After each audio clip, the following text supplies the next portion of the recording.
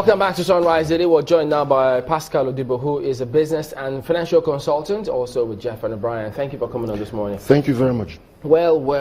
Been a while. We've had you here, but a lot has happened. Quite a lot. Is there any such thing to put a smile on your face with some of these policies? Well, what I can say is this, I can see the cloud gather like the arm of a man in the heavens. So if the momentum is sustained, it will rain. Okay, break it down for us. What kind of clouds now? Because we're not talking about the cumulonimbus clouds. Yes, I know. I mean, good cloud. I mean, let me put it this way. When the APC came into power, they needed this pace to learn. It's called a learning curve. They were politicians, diverse interests that wanted power.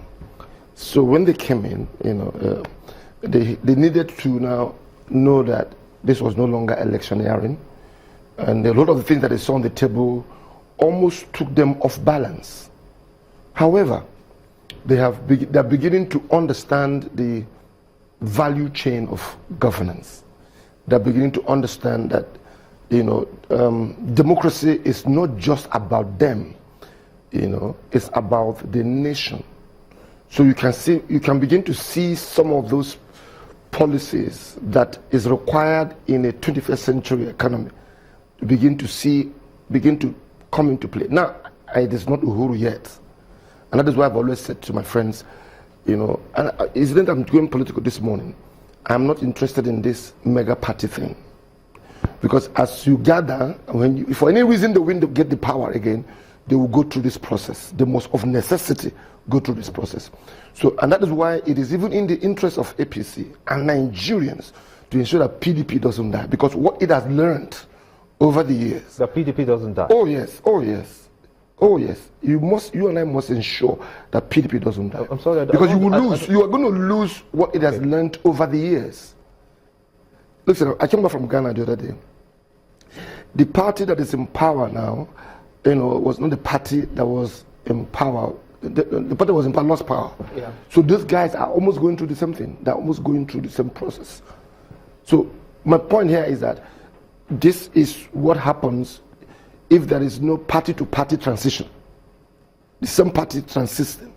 So what I'm saying here is that these guys are now beginning to look at if they will get the resources they require and invest it in all the things they said they will invest it in. Okay, you are going to see some measure of quantum leap.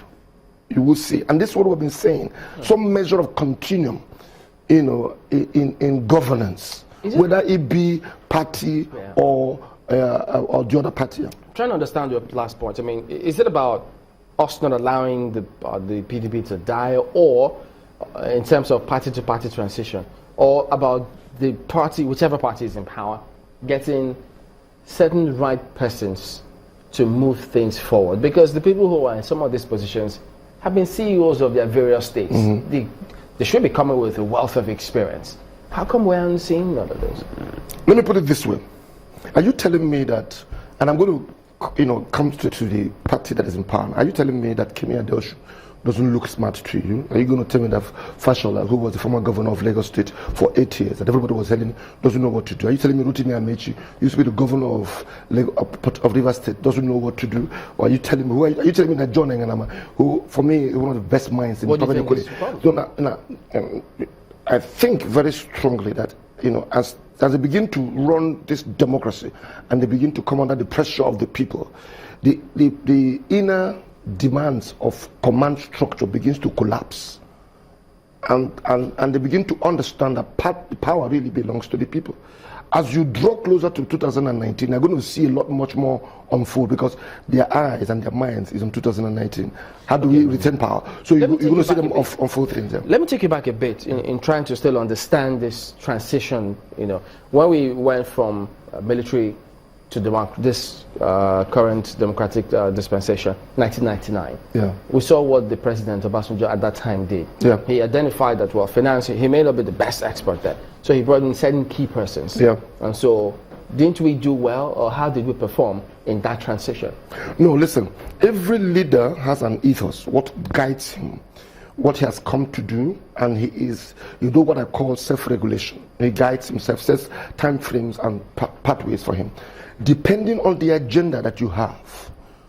And it will unfold as time goes on by what you say. Out of the abundance of the heart, the mouth speaks. You are going to begin to, you see a leader speak, and in between the lines, you will identify his agenda over time, no matter how much he hides it. So somebody like Obasanjo came in a hurry to recalibrate the environment. You know, we were coming, don't forget he came out from prison. He must have had an encounter with God, and he will have said, listen, if I perish, I perish. So no, so for me, it is not the same thing at all. It's absolutely, it's a case of, you know, what is the propelling force? What exactly do you want to do? You know, what is the mandate upon your shoulder that you want to be able to bring to your people? And at the same time, the kind of liberty and liberty you give to your lieutenants to be able to operate. You know, and you can feel the spirit as people begin to engage. Work will be done in such a way because of the fact that this is what this individual has said for himself. I remember very clearly, you know, the people like Obieze Kwesili, Nasiru El-Rufai, these guys who created a strong financial economic team that took the system, recalibrated the system, and engaged.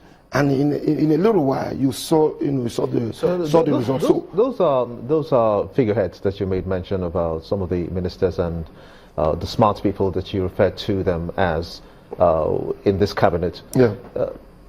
One will wonder that if you have those people and we went into a recession. No, but you know, I mean, give it to them. You don't get into a recession overnight. You don't. I've always said strategy is not what you do in the morning. And by the way, I maybe I shouldn't say, but you know, these things are, before they came into power, a lot of things were brewing. Okay, and I give it to somebody like Okonjo-Iweala and her team. They were managing it. Economies are always managed. They're never allowed. They're always pulled and managed, and that's where sagacity, economic sagacity comes in, political sagacity comes in. Now, these guys, as it were, you know, just as I said, within the interregnum, within the period at which they were trying to understand, and that's what I'm saying, that, you know, they've gained some traction now, and you can see it. They've gained some measure of traction. All I'm praying for is continuity, is consistency. You know, we don't want a situation where people, you know, come in again and then you go back again and. This is not. You mean by the latest policies of the Vice President? Not ping pong. Yeah. I mean, are you referring to the latest policies of the Vice President injecting more dollar into the system? Or what exactly are you talking about when you say? You know, when you want to separate the Buhari and the Vice President, I don't buy that. I think it's just as I said, it's one ticket. It's one ticket. The President and the Vice President, they are one. And because I'm a Christian, I understand the Trinity in one. Three can be one can be three. All right, you know, if they have and that's the key thing about vision.